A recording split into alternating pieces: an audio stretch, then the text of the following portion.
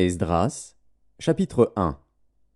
La première année de Cyrus, roi de Perse, afin que s'accomplît la parole de l'Éternel prononcée par la bouche de Jérémie, l'Éternel réveilla l'esprit de Cyrus, roi de Perse, qui fit faire de vive voix et par écrit cette publication dans tout son royaume. Ainsi parle Cyrus, roi des Perses. L'Éternel, le Dieu des cieux, m'a donné tous les royaumes de la terre, et il m'a commandé de lui bâtir une maison à Jérusalem en Juda. Qui d'entre vous est de son peuple? Que son Dieu soit avec lui, et qu'il monte à Jérusalem en Juda et bâtisse la maison de l'Éternel, le Dieu d'Israël. C'est le Dieu qui est à Jérusalem. Dans tout lieu où séjournent des restes du peuple de l'Éternel, les gens du lieu leur donneront de l'argent, de l'or, des effets et du bétail, avec des offrandes volontaires pour la maison de Dieu qui est à Jérusalem. Les chefs de famille de Juda et de Benjamin, les sacrificateurs et les Lévites, tous ceux dont Dieu réveilla l'esprit, se levèrent pour aller bâtir la maison de l'Éternel à Jérusalem. Tous leurs alentours leur donnèrent des objets d'argent, de l'or, des effets, du bétail et des choses précieuses, outre toutes les offrandes volontaires. Le roi Cyrus rendit les ustensiles de la maison de l'Éternel que Nebuchadnezzar avait emportés de Jérusalem et placés dans la maison de son Dieu. Cyrus, roi de Perse, les fit sortir par Mithrédate, le trésorier, qui les remit à Sheshbatsar, prince de Juda. En voici le nombre: 30 bassins d'or, 1000 bassins d'argent, 29 couteaux, 30 coupes d'or, 410 coupes d'argent de second ordre, 1000 autres ustensiles. Tous les objets d'or et d'argent étaient au nombre de 5400. Sheshbatsar emporta le tout de Babylone à Jérusalem au retour de la captivité. Esdras, chapitre 2. Voici ceux de la province qui revinrent de l'exil, ceux que Nebuchadnezzar, roi de Babylone, avait emmenés captifs à Babylone et qui retournèrent à Jérusalem et en Juda, chacun dans sa ville. Ils partirent avec Zorobabel, Josué, Néhémie, Séraja, Réélaja, Mardoché, Bilshan, Mispar, Bigvaï, Réhum, Baana. Nombre des hommes du peuple d'Israël: les fils de Paréosh, 2172. Les fils de Shéphatia, 372. Les fils d'Arash, 775. Les fils de Pachat-Moab, des fils de Josué et de Joab, 2812. Les fils d'Élam, 1254. Les fils de Tzatu, 945. Les fils de Tzakaï, 760. Les fils de Bani, 642. Les fils de Bébaï, 623. Les fils d'Asgad, 1222. Les fils d'Adonikam, 666. Les fils de Bigvaï, 2056. Les fils d'Adin, 454. Les fils d'Ater, de la famille d'Ézéchias, 98. Les fils de Betsaï, 323. Les fils de Jora, 112. Les fils de Hachem, 223. Les fils de Gibar, 95. Les fils de Bethléem, 123. Les gens de Netopha, 56. Les gens d'Anatoth, 128. Les fils d'Azmavet, 42. Les fils de Kirjatharim, de Képhira et de Béhéroth, 743. Les fils de Rama et de Geba, 621.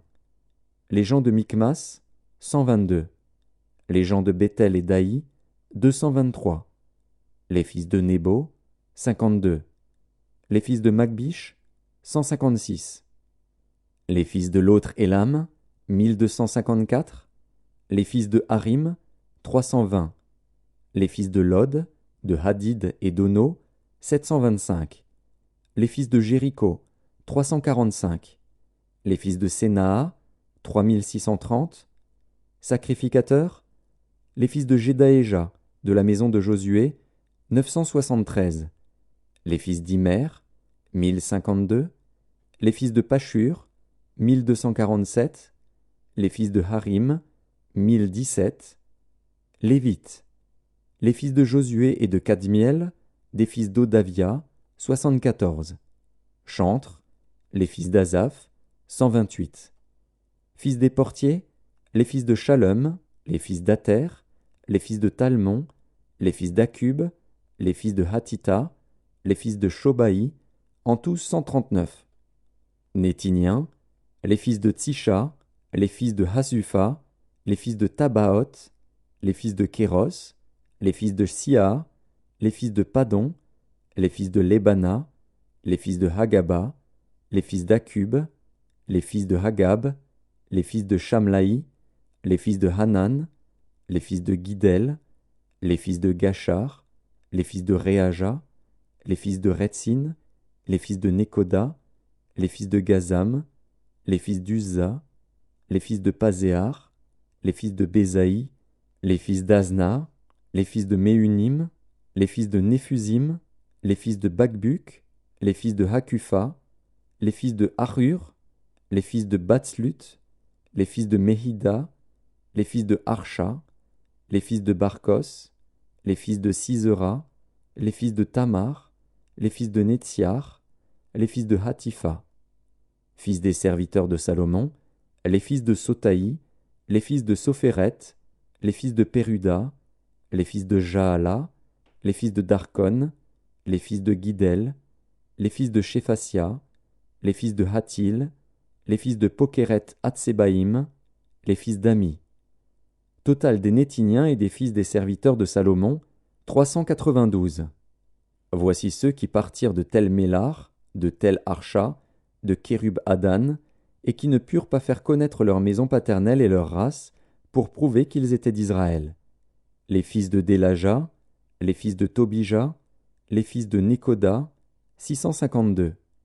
Et parmi les fils des sacrificateurs, les fils de Habaja, les fils d'Akots, les fils de Barzilaï, qui avaient pris pour femme une des filles de Barzilaï, le Galaadite, et fut appelé de leur nom. Ils cherchèrent leur titre généalogique, mais ils ne les trouvèrent point. On les exclut du sacerdoce, et le gouverneur leur dit de ne pas manger des choses très saintes jusqu'à ce qu'un sacrificateur ait consulté l'Urim et le Tumim. L'assemblée tout entière était de 42 360 personnes, sans compter leurs serviteurs et leurs servantes, au nombre de 7 337. Parmi eux se trouvaient 200 chantres et chanteuses. Ils avaient 736 chevaux, 245 mulets, 435 chameaux et 6720 ânes. Plusieurs des chefs de famille, à leur arrivée vers la maison de l'Éternel à Jérusalem, firent des offrandes volontaires pour la maison de Dieu, afin qu'on la rétablît sur le lieu où elle avait été. Ils donnèrent au trésor de l'œuvre, selon leurs moyens, 61 000 dariquets d'or, 5 000 mines d'argent et 100 tuniques sacerdotales. Les sacrificateurs et les Lévites, les gens du peuple, les chantres, les portiers et les Néthiniens s'établirent dans leurs villes. Tout Israël habita dans ces villes. Esdras, chapitre 3. Le 7e mois arriva, et les enfants d'Israël étaient dans leurs villes. Alors le peuple s'assembla comme un seul homme à Jérusalem. Josué, fils de Jotsadak, avec ses frères les sacrificateurs, et Zorobabel, fils de Shealtiel, avec ses frères, se levèrent et bâtirent l'autel du Dieu d'Israël pour y offrir des holocaustes, selon ce qui est écrit dans la loi de Moïse, homme de Dieu. Ils rétablirent l'autel sur ses fondements, quoiqu'ils eussent à craindre les peuples du pays, et ils y offrirent des holocaustes à l'Éternel, les holocaustes du matin et du soir. Ils célébrèrent la fête des tabernacles, comme il est écrit, et ils offrirent jour par jour des holocaustes, selon le nombre ordonné pour chaque jour. Après cela, ils offrirent l'holocauste perpétuel, les holocaustes des nouvelles lunes et de toutes les solennités consacrées à l'Éternel, et ceux de quiconque faisait des offrandes volontaires à l'Éternel. Dès le premier jour du 7e mois, ils commencèrent à offrir à l'Éternel des holocaustes. Cependant les fondements du temple de l'Éternel n'étaient pas encore posés. On donna de l'argent aux tailleurs de pierre et aux charpentiers, et des vivres, des boissons et de l'huile aux Sidoniens et aux Tyriens, pour qu'ils amenassent par mer jusqu'à Japhos des bois de cèdre du Liban, suivant l'autorisation qu'on avait eue de Cyrus, roi de Perse. La seconde année depuis leur arrivée à la maison de Dieu à Jérusalem, au second mois, Zorobabel, fils de Shealtiel, Josué, fils de Jotsadak, avec le reste de leurs frères les sacrificateurs et les Lévites, et tous ceux qui étaient revenus de la captivité à Jérusalem, se mirent à l'œuvre et chargèrent les Lévites de 20 ans et au-dessus de surveiller les travaux de la maison de l'Éternel. Et Josué, Avec ses fils et ses frères, Kadmiel, avec ses fils, fils de Juda, les fils de Henadad, avec leurs fils et leurs frères les Lévites, se préparèrent tous ensemble à surveiller ceux qui travaillaient à la maison de Dieu. Lorsque les ouvriers posèrent les fondements du temple de l'Éternel, on fit assister les sacrificateurs en costume, avec les trompettes, et les Lévites, fils d'Asaph, avec les cymbales, afin qu'ils célébrassent l'Éternel, d'après les ordonnances de David, roi d'Israël. Ils chantaient, célébrant et louant l'Éternel par ces paroles, « Car il est bon, car sa miséricorde pour Israël dure à toujours. » Et tout le peuple poussait de grands cris de joie en célébrant l'Éternel, parce qu'on posait les fondements de la maison de l'Éternel.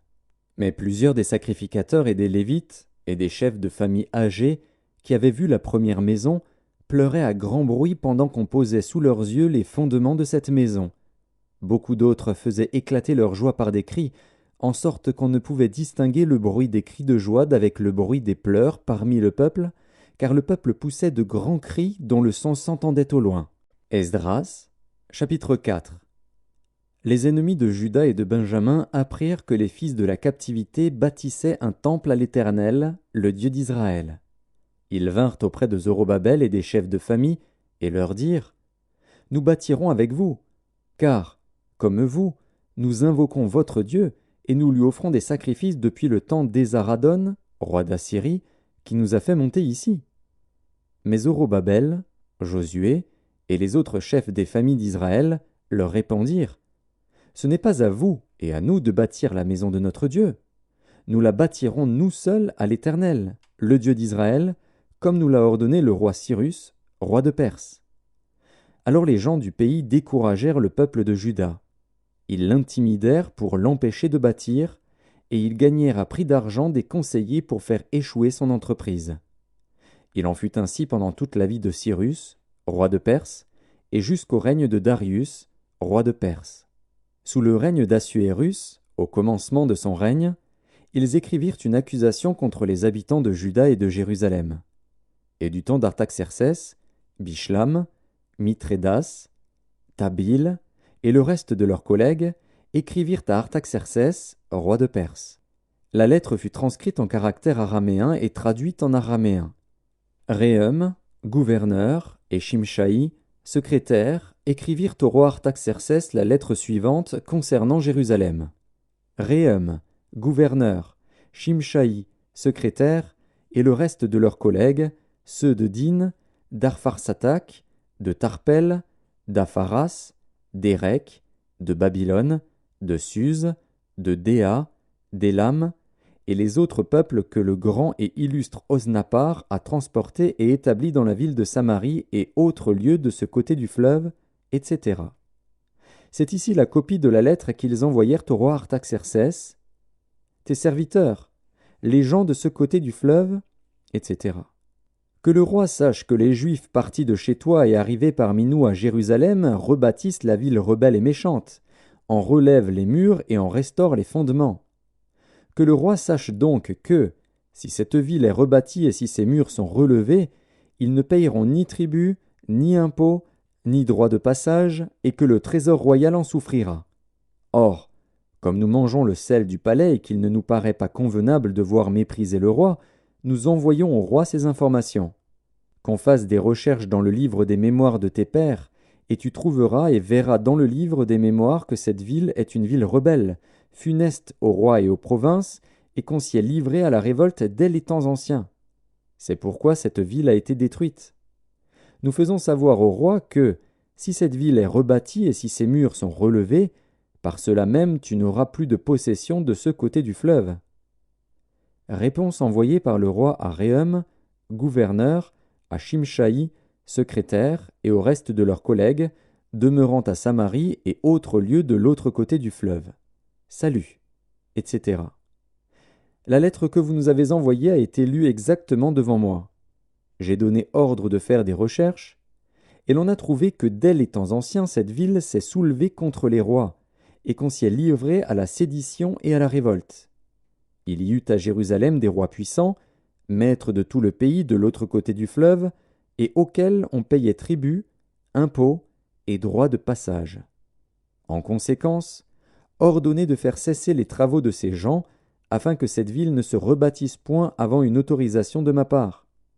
Gardez-vous de mettre en cela de la négligence, de peur que le mal n'augmente au préjudice des rois. » Aussitôt que la copie de la lettre du roi Artaxercès eut été lue devant Réhum, Shimshaï, le secrétaire, et leurs collègues, ils allèrent en hâte à Jérusalem vers les Juifs et firent cesser leurs travaux par violence et par force. Alors s'arrêta l'ouvrage de la maison de Dieu à Jérusalem, et il fut interrompu jusqu'à la seconde année du règne de Darius, roi de Perse. Esdras, chapitre 5. Agé, le prophète, et Zacharie, fils d'Ido, le prophète, prophétisèrent aux Juifs qui étaient en Juda et à Jérusalem au nom du Dieu d'Israël. Alors Zorobabel, fils de Shealtiel, et Josué, fils de Jotsadak, se levèrent et commencèrent à bâtir la maison de Dieu à Jérusalem. Et avec eux étaient les prophètes de Dieu qui les assistaient. Dans ce même temps, Tatnaï, gouverneur de ce côté du fleuve, Shethar-Boznaï et leurs collègues, vinrent auprès d'eux et leur parlèrent ainsi. « Qui vous a donné l'autorisation de bâtir cette maison et de relever ses murs ?» Ils leur dirent encore, « Quels sont les noms des hommes qui construisent cet édifice ?» Mais l'œil de Dieu veillait sur les anciens des Juifs, et on laissa continuer les travaux pendant l'envoi d'un rapport à Darius et jusqu'à la réception d'une lettre sur cet objet. Copie de la lettre envoyée au roi Darius par Tatnaï, gouverneur de ce côté du fleuve. Shethar-Boznaï et leurs collègues d'Apharzak, demeurant de ce côté du fleuve. Ils lui adressèrent un rapport ainsi conçu. « Ô roi Darius, salut. Que le roi sache que nous sommes allés dans la province de Juda, à la maison du grand Dieu. Elle se construit en pierre de taille, et le bois se pose dans les murs. Le travail marche rapidement et réussit entre leurs mains. Nous avons interrogé les anciens, et nous leur avons ainsi parlé. Qui vous a donné l'autorisation de bâtir cette maison et de relever ses murs ? Nous leur avons aussi demandé leurs noms pour te les faire connaître, et nous avons mis par écrit les noms des hommes qui sont à leur tête. Voici la réponse qu'ils nous ont faite. Nous sommes les serviteurs du Dieu des cieux et de la terre, et nous rebâtissons la maison qui avait été construite il y a bien des années. Un grand roi d'Israël l'avait bâtie et achevée. Mais après que nos pères eurent irrité le Dieu des cieux, il les livra entre les mains de Nebuchadnezzar, roi de Babylone, le Chaldéen, qui détruisit cette maison et emmena le peuple captif à Babylone. Toutefois, la première année de Cyrus, roi de Babylone, le roi Cyrus donna l'ordre de rebâtir cette maison de Dieu.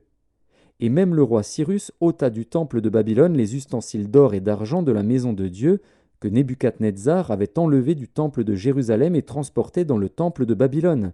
Il les fit remettre au nommé Sheshbatsar, qu'il établit gouverneur, et il lui dit « Prends ces ustensiles, va les déposer dans le temple de Jérusalem et que la maison de Dieu soit rebâtie sur le lieu où elle était. » Ce Sheshbatsar est donc venu, et il a posé les fondements de la maison de Dieu à Jérusalem. Depuis lors jusqu'à présent elle se construit, et elle n'est pas achevée.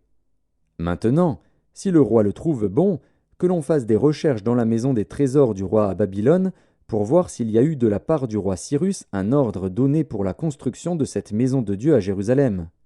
Puis, que le roi nous transmette sa volonté sur cet objet. Esdras, chapitre 6. Alors le roi Darius donna ordre de faire des recherches dans la maison des archives où l'on déposait les trésors à Babylone. Et l'on trouva à Achméta, capitale de la province de Médie, un rouleau sur lequel était écrit le mémoire suivant. La première année du roi Cyrus, le roi Cyrus a donné cet ordre au sujet de la maison de Dieu à Jérusalem, que la maison soit rebâtie pour être un lieu où l'on offre des sacrifices et qu'elle ait des solides fondements. Elle aura 60 coudées de hauteur, 60 coudées de largeur, 3 rangées de pierres de taille et 1 rangée de bois neuf. Les frais seront payés par la maison du roi. De plus, les ustensiles d'or et d'argent de la maison de Dieu, que Nebuchadnezzar avait enlevés du temple de Jérusalem et transportés à Babylone, seront rendus, transportés au temple de Jérusalem à la place où ils étaient, et déposés dans la maison de Dieu. Maintenant, Tatnaï, gouverneur de l'autre côté du fleuve, Shethar-Boznaï et vos collègues d'Apharzak, qui demeuraient de l'autre côté du fleuve, tenez-vous loin de ce lieu. Laissez continuer les travaux de cette maison de Dieu. Que le gouverneur des Juifs et les anciens des Juifs la rebâtissent sur l'emplacement qu'elle occupait. Voici l'ordre que je donne touchant ce que vous aurez à faire à l'égard de ces anciens des Juifs pour la construction de cette maison de Dieu. Les frais, pris sur les biens du roi provenant des tribus de l'autre côté du fleuve, seront exactement payés à ces hommes, afin qu'il n'y ait pas d'interruption. Les choses nécessaires pour les holocaustes du Dieu des cieux, jeunes taureaux, béliers et agneaux, froment, sel, vin et huile, seront livrés, sur leur demande, aux sacrificateurs de Jérusalem, jour par jour et sans manquer, afin qu'ils offrent des sacrifices de bonne odeur au Dieu des cieux et qu'ils prient pour la vie du roi et de ses fils. Et voici l'ordre que je donne touchant quiconque transgressera cette parole. On arrachera de sa maison une pièce de bois, on la dressera pour qu'il y soit attaché, et l'on fera de sa maison un tas d'immondices. Que le Dieu qui fait résider en ce lieu son nom renverse tout roi et tout peuple qui étendrait la main pour transgresser ma parole, pour détruire cette maison de Dieu à Jérusalem. Moi, Darius, j'ai donné cet ordre, qu'il soit ponctuellement exécuté. Tatnaï, gouverneur de ce côté du fleuve, Shethar-Boznaï et leurs collègues se conformèrent ponctuellement à cet ordre que leur envoya le roi Darius. Et les anciens des Juifs bâtirent avec succès, selon les prophéties d'Agé, le prophète, et de Zacharie, fils d'Iddo, ils bâtirent et achevèrent, d'après l'ordre du Dieu d'Israël et d'après l'ordre de Cyrus, de Darius et d'Artaxercès, roi de Perse. La maison fut achevée le 3e jour du mois d'Adar, dans la 6e année du règne du roi Darius.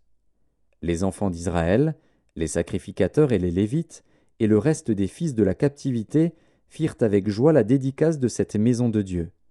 Ils offrirent, pour la dédicace de cette maison de Dieu, 100 taureaux, 200 béliers, 400 agneaux, et, comme victime expiatoire pour tout Israël, 12 boucs, d'après le nombre des tribus d'Israël.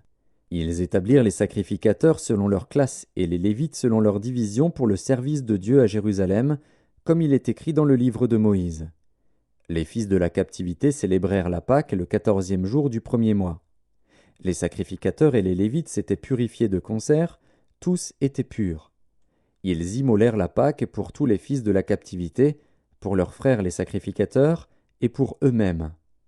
Les enfants d'Israël revenus de la captivité mangèrent la Pâque, avec tous ceux qui s'étaient éloignés de l'impureté des nations du pays et qui se joignirent à eux pour chercher l'Éternel, le Dieu d'Israël. Ils célébrèrent avec joie pendant 7 jours la fête des pains sans levain, car l'Éternel les avait réjouis en disposant le roi d'Assyrie à les soutenir dans l'œuvre de la maison de Dieu, du Dieu d'Israël. Esdras, chapitre 7. Après ces choses, sous le règne d'Artaxercès, roi de Perse, vint Esdras, fils de Séraja, fils d'Azaria, fils de Hilkija, fils de Shalom, fils de Tsadok, fils d'Akitub, fils d'Amaria, fils d'Azaria, fils de Merajot, fils de Zérakja, fils d'Uzi, fils de Buki, fils d'Abishua, fils de Phiné, fils d'Éléazar, fils d'Aaron, le souverain sacrificateur. Cet Esdras vint de Babylone. C'était un scribe versé dans la loi de Moïse, donné par l'Éternel, le Dieu d'Israël. Et comme la main de l'Éternel, son Dieu, était sur lui, le roi lui accorda tout ce qu'il avait demandé. Plusieurs des enfants d'Israël, des sacrificateurs et des Lévites, des chantres, des portiers et des Néthiniens, vinrent aussi à Jérusalem la 7e année du roi Artaxercès. Esdras arriva à Jérusalem au 5e mois de la 7e année du roi. Il était parti de Babylone le 1er jour du 1er mois, et il arriva à Jérusalem le 1er jour du 5e mois, la bonne main de son Dieu étant sur lui. Car Esdras avait appliqué son cœur à étudier et à mettre en pratique la loi de l'Éternel, et à enseigner au milieu d'Israël les lois et les ordonnances. Voici la copie de la lettre donnée par le roi Artaxercès à Esdras, sacrificateur et scribe, enseignant les commandements et les lois de l'Éternel concernant Israël. Artaxercès, roi des rois, à Esdras, sacrificateur et scribe, versé dans la loi du Dieu des cieux, etc. J'ai donné ordre de laisser aller tous ceux du peuple d'Israël, de ses sacrificateurs et de ses Lévites, qui se trouvent dans mon royaume et qui sont disposés à partir avec toi pour Jérusalem. Tu es envoyé par le roi et ses 7 conseillers pour inspecter Juda et Jérusalem d'après la loi de ton Dieu, laquelle est entre tes mains, et pour porter l'argent et l'or que le roi et ses conseillers ont généreusement offert au Dieu d'Israël, dont la demeure est à Jérusalem, tout l'argent et l'or que tu trouveras dans toute la province de Babylone, et les dons volontaires faits par le peuple et les sacrificateurs pour la maison de leur Dieu à Jérusalem. En conséquence, tu auras soin d'acheter avec cet argent des taureaux, des béliers, des agneaux, et ce qui est nécessaire pour les offrandes et les libations, et tu les offriras sur l'autel de la maison de votre Dieu à Jérusalem.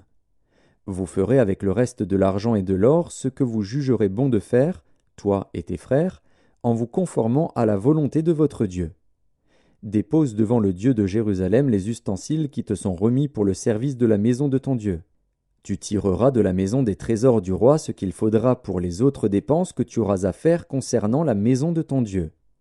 Moi, le roi Artaxercès, je donne l'ordre à tous les trésoriers de l'autre côté du fleuve de livrer exactement à Esdras, sacrificateur et scribe, versé dans la loi du Dieu des cieux, tout ce qu'il vous demandera, jusqu'à 100 talents d'argent, 100 corps de froment, 100 battes de vin, 100 battes d'huile et du sel à discrétion. Que tout ce qui est ordonné par le Dieu des cieux se fasse ponctuellement pour la maison du Dieu des cieux, afin que sa colère ne soit pas sur le royaume, sur le roi et sur ses fils. Nous vous faisons savoir qu'il ne peut être levé ni tribut, ni impôt, ni droit de passage sur aucun des sacrificateurs, des Lévites, des chantres, des portiers, des Néthiniens et des serviteurs de cette maison de Dieu. Et toi, Esdras, selon la sagesse de Dieu que tu possèdes, établis des juges et des magistrats qui rendent la justice à tout le peuple de l'autre côté du fleuve, à tous ceux qui connaissent les lois de ton Dieu, et fais-les connaître à ceux qui ne le connaissent pas. Quiconque n'observera pas ponctuellement la loi de ton Dieu et la loi du roi sera condamné à la mort, au bannissement, à une amende ou à la prison. Béni soit l'Éternel, le Dieu de nos pères, qui a disposé le cœur du roi à glorifier ainsi la maison de l'Éternel à Jérusalem, et qui m'a rendu l'objet de la bienveillance du roi, de ses conseillers et de tous ses puissants chefs. Fortifié par la main de l'Éternel, mon Dieu, qui était sur moi, j'ai rassemblé les chefs d'Israël, afin qu'ils partissent avec moi. Esdras, chapitre 8. Voici les chefs de famille et les généalogies de ceux qui montèrent avec moi de Babylone, sous le règne du roi Artaxercès. Des fils de Phiné, Gershom. Des fils d'Ithamar, Daniel. Des fils de David, Hattush. Des fils de Shekania. Des fils de Paréosh, Zacharie, et avec lui 150 mâles enregistrés. Des fils de Pachat-Moab, Eljoénaï, fils de Jérakja, et avec lui 200 mâles. Des fils de Shekania, le fils de Jacaziel, et avec lui 300 mâles. Des fils d'Adin, Ebed, fils de Jonathan, et avec lui 50 mâles. Des fils d'Élam, Ésaïe, fils d'Atalia, et avec lui 70 mâles. Des fils de Shéphasia, Zébadia, fils de Michaël, et avec lui 80 mâles. Des fils de Joab, Abdias, fils de Jéhiel, et avec lui 218 mâles. Des fils de Shélomis, le fils de Josiphia, et avec lui 160 mâles. Des fils de Bébaï, Zacharie, fils de Bébaï, et avec lui 28 mâles. Des fils d'Asgad, Jochanan, fils d'Akatan, et avec lui 110 mâles. Des fils d'Adonikam, les derniers, dont voici les noms, Éliphélet, Jéhiel et Shemaéja, et avec eux 60 mâles. Des fils de Bigvaï, Utaï et Zabud, et avec eux 70 mâles. Je les rassemblai près du fleuve qui coule vers Ahava, et nous campâmes là 3 jours. Je dirigeai mon attention sur le peuple et sur les sacrificateurs, et je ne trouvai là aucun des fils de Lévi. Alors je fis appeler les chefs Éliézer, Ariel, Shemaéja, Elnathan, Jarib, Elnathan, Nathan, Zacharie et Meshulam, et les docteurs Jojarib et Elnathan. Je les envoyai vers le chef Iddo, demeurant à Casifia, et je mis dans leur bouche ce qu'ils devaient dire à Iddo et à ses frères les Néthiniens qui étaient à Casifia, afin qu'ils nous amenassent des serviteurs pour la maison de notre Dieu. Et, comme la bonne main de notre Dieu était sur nous, ils nous amenèrent Chérébia, homme de sens, d'entre les fils de Machli, fils de Lévi, fils d'Israël, et avec lui ses fils et ses frères, au nombre de 18. Achabia, et avec lui Ésaïe, d'entre les fils de Mérari, ses frères et leurs fils, au nombre de 20. Et d'entre les Nétiniens, que David et les chefs avaient mis au service des Lévites, 220 Nétiniens, tous désignés par leur nom.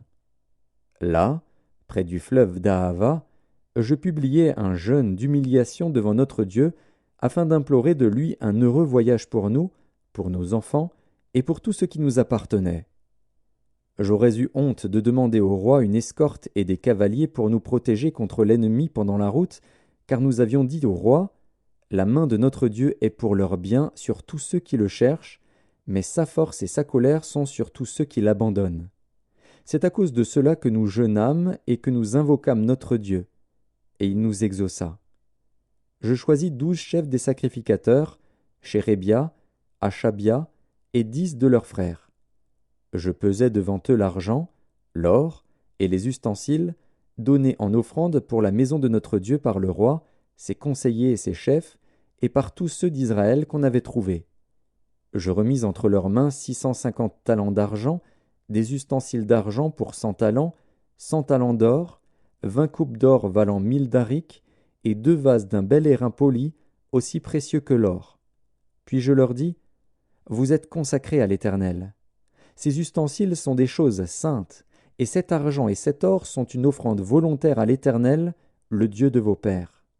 Soyez vigilants, et prenez cela sous votre garde, jusqu'à ce que vous le pesiez devant les chefs des sacrificateurs et les Lévites, et devant les chefs de famille d'Israël, à Jérusalem, dans les chambres de la maison de l'Éternel. » Et les sacrificateurs et les Lévites reçurent au poids l'argent, l'or et les ustensiles, pour les porter à Jérusalem, dans la maison de notre Dieu. Nous partîmes du fleuve d'Ahava pour nous rendre à Jérusalem le 12e jour du 1er mois. La main de notre Dieu fut sur nous et nous préserva des attaques de l'ennemi et de toute embûche pendant la route. Nous arrivâmes à Jérusalem et nous nous y reposâmes 3 jours. Le 4e jour, nous pesâmes dans la maison de notre Dieu l'argent, l'or et les ustensiles que nous remîmes à Mérémoth, fils d'Uri, le sacrificateur. Il y avait avec lui Éléazar, fils de Phiné, et avec eux les Lévites Josabad, fils de Josué, et Noadia, fils de Binui. Le tout ayant été vérifié, soit pour le nombre, soit pour le poids, on mit alors par écrit le poids du tout. Les fils de la captivité revenus de l'exil offrirent en holocauste au Dieu d'Israël 12 taureaux pour tout Israël, 96 béliers, 77 agneaux et 12 boucs comme victimes expiatoires, le tout en holocauste à l'Éternel. Ils transmirent les ordres du roi aux satrapes du roi et aux gouverneurs de ce côté du fleuve, lesquels honorèrent le peuple et la maison de Dieu. Esdras, chapitre 9. Après que cela fut terminé, les chefs s'approchèrent de moi en disant, « Le peuple d'Israël, les sacrificateurs et les Lévites ne se sont point séparés des peuples de ces pays, et ils imitent leurs abominations, celles des Cananéens, des Hétiens, des Phéréziens, des Jébusiens, des Ammonites, des Moabites, des Égyptiens et des Amoréens. Car ils ont pris de leurs filles pour eux et pour leurs fils, et ont mêlé la race sainte avec les peuples de ces pays. Et les chefs et les magistrats ont été les premiers à commettre ce péché. Lorsque j'entendis cela, je déchirai mes vêtements et mon manteau, je m'arrachai les cheveux de la tête et les poils de la barbe, et je m'assis désolé. Auprès de moi s'assemblèrent tous ceux que faisaient trembler les paroles du Dieu d'Israël, à cause du péché des fils de la captivité. Et moi, je restai assis et désolé, jusqu'à l'offrande du soir. Puis, au moment de l'offrande du soir, je me levai du sein de mon humiliation, avec mes vêtements et mon manteau déchirés. Je tombai à genoux, j'étendis les mains vers l'Éternel, mon Dieu. Et je dis, « Mon Dieu, je suis dans la confusion, et j'ai honte, ô mon Dieu, de lever ma face vers toi. Car nos iniquités se sont multipliées par-dessus nos têtes, et nos fautes ont atteint jusqu'aux cieux. Depuis les jours de nos pères, nous avons été grandement coupables jusqu'à ce jour, et c'est à cause de nos iniquités que nous avons été livrés, nous, nos rois et nos sacrificateurs, aux mains des rois étrangers, à l'épée, à la captivité, au pillage et à la honte qui couvre aujourd'hui notre visage. Et cependant l'Éternel, notre Dieu, vient de nous faire grâce en nous laissant quelques réchappés et en nous accordant un abri dans son saint lieu, afin d'éclaircir nos yeux et de nous donner un peu de vie au milieu de notre servitude. Car nous sommes esclaves, mais Dieu ne nous a pas abandonnés dans notre servitude. Il nous a rendus les objets de la bienveillance des rois de Perse, pour nous conserver la vie afin que nous puissions bâtir la maison de notre Dieu et en relever les ruines, et pour nous donner une retraite en Juda et à Jérusalem. Maintenant, que dirons-nous après cela, ô notre Dieu? Car nous avons abandonné tes commandements, que tu nous avais prescrits par tes serviteurs les prophètes, en disant: Le pays dans lequel vous entrez pour le posséder est un pays souillé par les impuretés des peuples de ces contrées, par les abominations dont ils l'ont rempli d'un bout à l'autre avec leurs impuretés. Ne donnez donc point vos filles à leurs fils, et ne prenez point leurs filles pour vos fils, et n'ayez jamais souci ni de leur prospérité ni de leur bien-être, et ainsi vous deviendrez forts. Vous mangerez les meilleures productions du pays, et vous le laisserez pour toujours en héritage à vos fils. Après tout ce qui nous est arrivé à cause des mauvaises actions et des grandes fautes que nous avons commises, quoique tu ne nous aies pas, ô notre Dieu, punis en proportion de nos iniquités, et maintenant que tu nous as conservé ces réchappés, recommencerions-nous à violer tes commandements et à nous allier avec ces peuples abominables? Ta colère n'éclaterait-elle pas encore contre nous jusqu'à nous détruire, sans laisser ni reste ni réchappé? Éternel, Dieu d'Israël, tu es juste, car nous sommes aujourd'hui un reste de réchappés. Nous voici devant toi comme des coupables, et nous ne saurions ainsi subsister devant ta face. Esdras, chapitre 10. Pendant qu'Esdras, pleurant et prosterné devant la maison de Dieu, faisait cette prière et cette confession, il s'était rassemblé auprès de lui une foule très nombreuse de gens d'Israël, hommes, femmes et enfants, et le peuple répandait d'abondantes larmes. Alors Shekania, fils de Jéhiel, d'entre les fils d'Élam, prit la parole et dit à Esdras: Nous avons péché contre notre Dieu, en nous alliant à des femmes étrangères qui appartiennent au peuple du pays. Mais Israël ne reste pas pour cela sans espérance. Faisons maintenant une alliance avec notre Dieu pour le renvoi de toutes ces femmes et de leurs enfants, selon l'avis de mon Seigneur et de ceux qui tremblent devant les commandements de notre Dieu, et que l'on agisse d'après la loi. Lève-toi, car cette affaire te regarde. Nous serons avec toi. Prends courage et agis. Esdras se leva, et il fit jurer au chef des sacrificateurs, des Lévites et de tout Israël, de faire ce qui venait d'être dit. Et ils le jurèrent. Puis Esdras se retira de devant la maison de Dieu, et il alla dans la chambre de Jochanan, fils d'Eliashib. Quand il y fut entré, il ne mangea point de pain et il ne but point d'eau, parce qu'il était dans la désolation à cause du péché des fils de la captivité. On publia dans Juda et à Jérusalem que tous les fils de la captivité eussent à se réunir à Jérusalem, et que, d'après l'avis des chefs et des anciens, quiconque ne s'y serait pas rendu dans 3 jours aurait tous ses biens confisqués et serait lui-même exclu de l'assemblée des fils de la captivité. Tous les hommes de Juda et de Benjamin se rassemblèrent à Jérusalem dans les 3 jours. C'était le 20e jour du 9e mois. Tout le peuple se tenait sur la place de la maison de Dieu, tremblant à cause de la circonstance et par suite de la pluie. Esdras, le sacrificateur, se leva et leur dit: Vous avez péché en vous alliant à des femmes étrangères, et vous avez rendu Israël encore plus coupable. Confessez maintenant votre faute à l'Éternel, le Dieu de vos pères, et faites sa volonté. Séparez-vous des peuples du pays et des femmes étrangères. Toute l'assemblée répondit d'une voix haute: À nous de faire comme tu l'as dit. Mais le peuple est nombreux, le temps est à la pluie, et il n'est pas possible de rester dehors.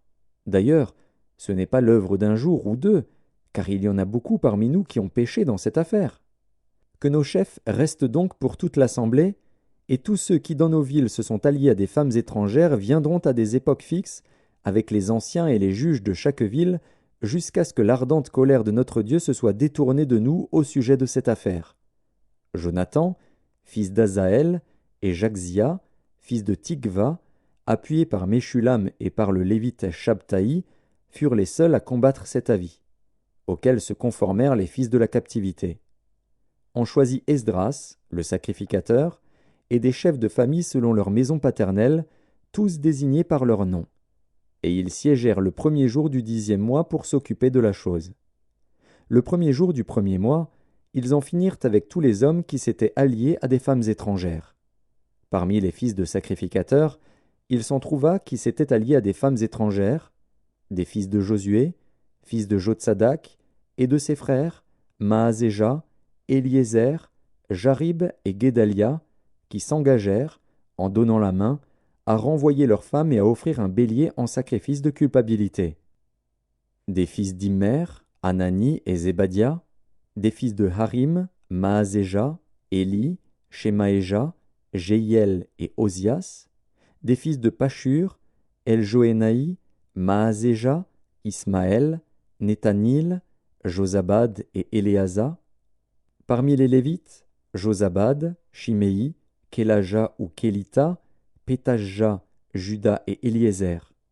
Parmi les chantres, Eliashib. Parmi les portiers, Shalom, Télem et Uri. Parmi ceux d'Israël, des fils de Paréosh, Ramia, Jizija, Malkija, Mijamin, Éléazar, Malkija et Benaja. Des fils d'Élam, Matania, Zacharie, Jéhiel, Abdi, Jérémoth et Éli. Des fils de Tzatu, Eljoénaï, Eliashib, Matania, Jérémoth, Zabad et Aziza. Des fils de Bébaï, Jokanan, Hanania, Zabaï et Atlaï. Des fils de Bani, Meshulam, Maluk, Adaja, Jashub, Shial et Ramoth. Des fils de Pachat Moab, Adna, Kelal, Benaja, Maazéja, Matania, Betsalil, Binui et Manassé. Des fils de Harim, Éliézer, Jishija, Malkija, Shemaéja, Siméon, Benjamin, Maluk et Shemaria. Des fils de Hashum, Matnaï, Matata, Zabad, Éliphélet, Jérémaï, Manassé et Shiméi. Des fils de Bani, Madaï, Amram, Uel, Benaja, Bédia, Kélu, Vania, Mérémoth, Eliashib, Matania, Matnaï, Jaazaï, Bani, Binui, Shiméi, Shélémia, Nathan, Adaja, Maknadbaï, Shashaï, Sharaï, Azaril, Shélémia, Shemaria, Shalom, Amaria et Joseph. Des fils de Nebo, Jéhiel, Matitsia, Zabad, Zébina, Jadaï, Joël et Benaja. Tout cela avait pris des femmes étrangères, et plusieurs en avaient eu des enfants.